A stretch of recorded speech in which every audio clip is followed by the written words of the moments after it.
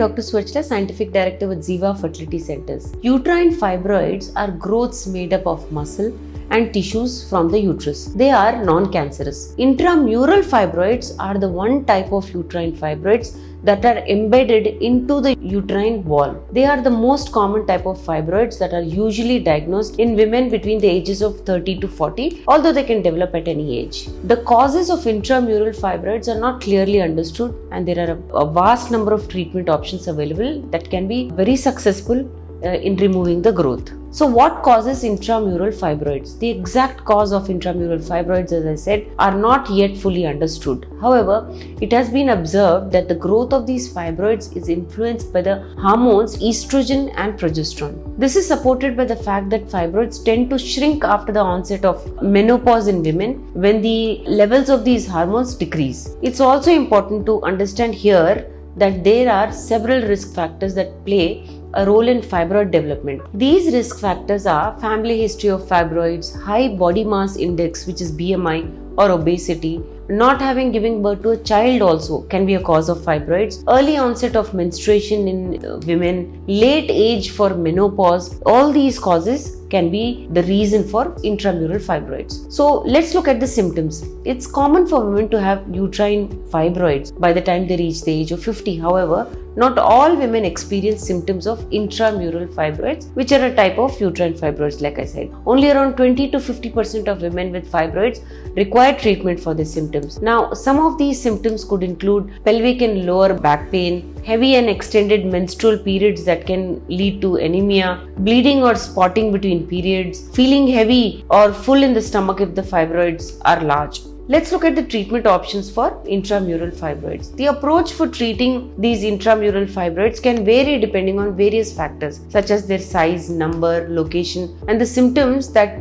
the patient is experiencing. If you have small fibroids that are not causing any symptoms, you may not necessarily need treatment. But if you get regular ultrasound scans done and pelvic examinations by a gynecologist to monitor the fibroids, further complications in the future can be avoided. If you're experiencing pain, discomfort, difficulty with bowel movement, or anemia due to excessive bleeding, treatment may be suggested. The intramural fibroid treatment method is decided based on various factors. Like I said, size, number, location of fibroid is a very important factor. Severity of your symptoms is also very important. Now, number of fibroids present is important. Size of the fibroids, location of the fibroid, specific symptoms of intramural fibroid could be also very important. Planning for pregnancy or not is important, because then we will think about considering retaining the uterus or not. The treatment options include medications, where prescribed drugs can be given for pain and discomfort because of the fibroids, and they have to be prescribed definitely by a gynecologist, by someone who is authorized to do so. Iron supplements also are given because fibroids could lead to anemia, and to bring down the symptoms of anemia, supplementation can be given. Birth control options such as pills,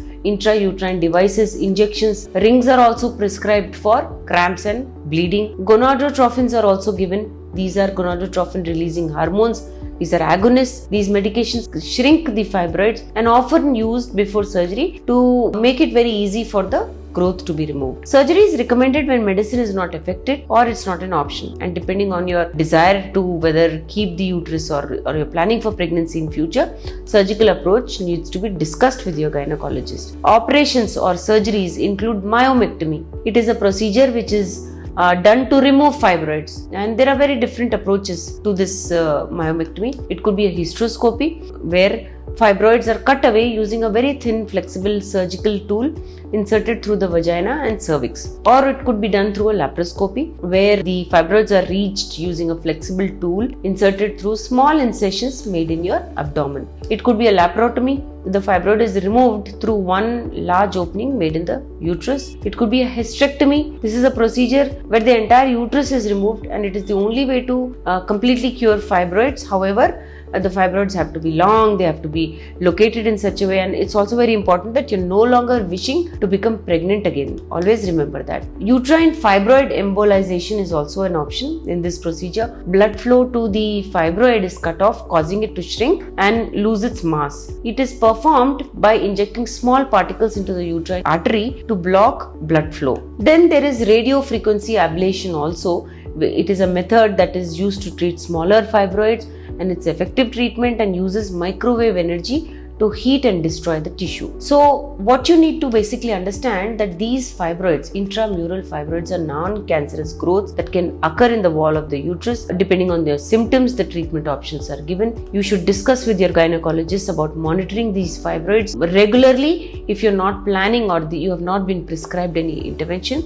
However, if the symptoms interfere with your daily life, treatment options are available to ease them. To know more about treatment options and understand more about fibroids, please feel free to contact us. Thank you. A lot of effort has gone into making this video. Please like and subscribe us.